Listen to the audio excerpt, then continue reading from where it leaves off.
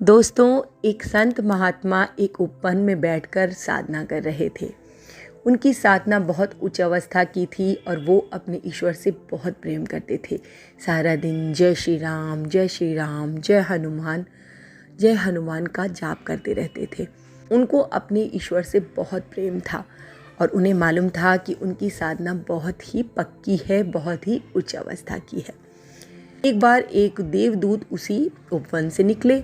संत महात्मा उनको देखकर मोहित हो गए। उन्होंने पूछा कि आप कौन हैं और यहाँ किस कार्य से आए हैं और आप कहाँ जा रहे हैं, और कृपया ये बताइए कि आपके हाथ में ये क्या है। देवदूत ने मुस्कुराकर कहा कि मैं ईश्वर का दूत हूँ और यहाँ मैं विश्राम करने आया था। इस सुंदर उपवन में बैठकर मुझे बड़ा आनंद आया और ये मेरे हाथ में ईश्वर की एक डायरी है जिसमें उन लोगों का नाम है जिन्हें ईश्वर बहुत प्रिय है, जो ईश्वर को बहुत याद करते हैं, जो ईश्वर का गुणगान करते रहते हैं। उन सभी लोगों का नाम इस डायरी में अंकित है। अब तो संत महात्मा के हृदय में भी जिज्ञासा उत्पन्न हो गई। उन्होंने सोचा कि मैं भी तो ईश्वर को याद करता हूँ, मैं भी ईश्वर का भक्त हूँ, बहुत बड़ा ना सही, छोटा ही सही, लेकिन मेरा भी नाम इस डायरी में ज़रूर होगा। उत्सुकता से उन्होंने देवदूत से प्रार्थना की।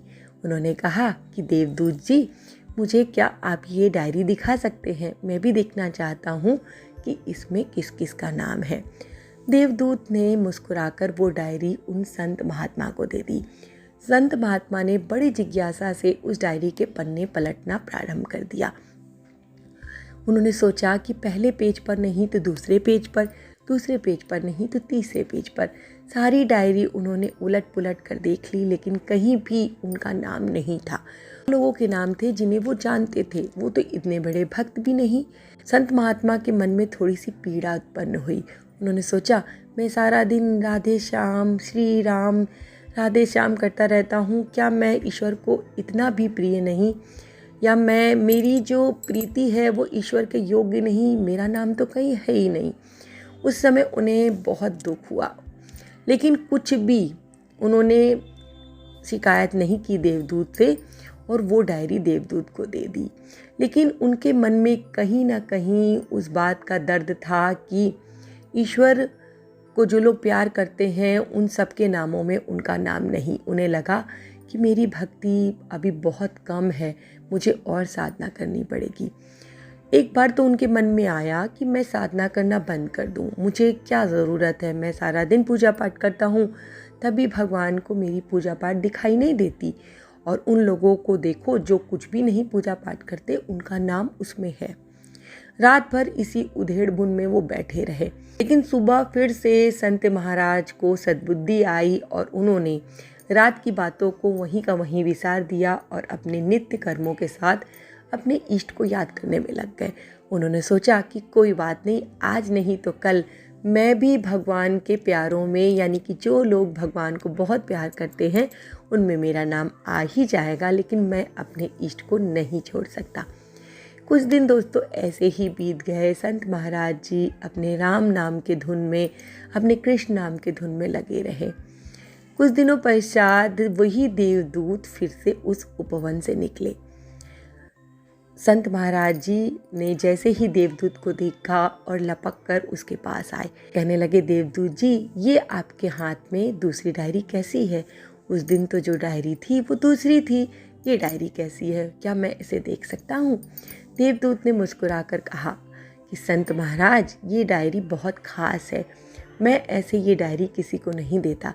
ये डायरी भगवान अपने हृदय से लगा कर रखते हैं, क्योंकि इसमें उन लोगों का नाम है जिसे स्वयं नारायण बहुत प्रेम करते हैं। जो नारायण के हृदय में वास करते हैं उन सभी का नाम इस डायरी में शामिल है।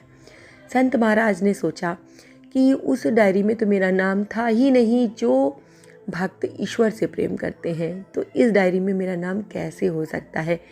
मैं जब इस योग्य नहीं हुआ कि मैं ईश्वर के प्यारों में अपना नाम दर्ज करा सकूं, तो इस डायरी में मेरा नाम नहीं होगा। लेकिन फिर भी उनके मन में जिज्ञासा आई और उन्होंने उस देवदूत से कहा, मुझे कृपया एक बार दिखा दो। जैसे ही देवदूत ने वो डायरी संत महाराज के हाथों में रखी, उनकी आंखों में आंसू आने लगे, क्योंकि दोस्तों उन्होंने पहला पन्ना ही खोला था और वहाँ बड़े बड़े अक्षरों में उनका नाम अंकित था। संत महाराज ये देखकर बिल्कुल भाव विभोर हो गए और अपने ईश्वर के चरणों में गिर पड़े। कहने लगे, भगवान मैं कितना पगला था, मैं ये सोच रहा था कि मेरा नाम उस डायरी में नहीं जो आपको प्यार करते हैं, मेरा तो नाम उस डायरी में है जिन्हें आप प्यार करते हैं। आपने मुझ जैसे तुच्छ को उस स्थान पर बिठा दिया जिसके बारे में मैंने कभी कल्पना नहीं की थी। तो दोस्तों इस कहानी से आपको ये सीख मिलती है कि आपको ईश्वर की करनी पर कभी भी संदेह नहीं करना चाहिए, क्योंकि अगर आप ईश्वर को सच्ची भक्ति प्रेम से पूजते हैं तो उस भक्ति का आपको कभी ना कभी परिणाम बहुत सुखद ही प्राप्त होता है। तो दोस्तों आज की कहानी बहुत छोटी सी थी, आपको कैसी लगी? अगर पसंद आई हो तो आगे शेयर कर दीजिएगा और ऐसी ही कहानियों का आनंद लेने के लिए हमारे साथ जुड़े रहिए। धन्यवाद दोस्तों।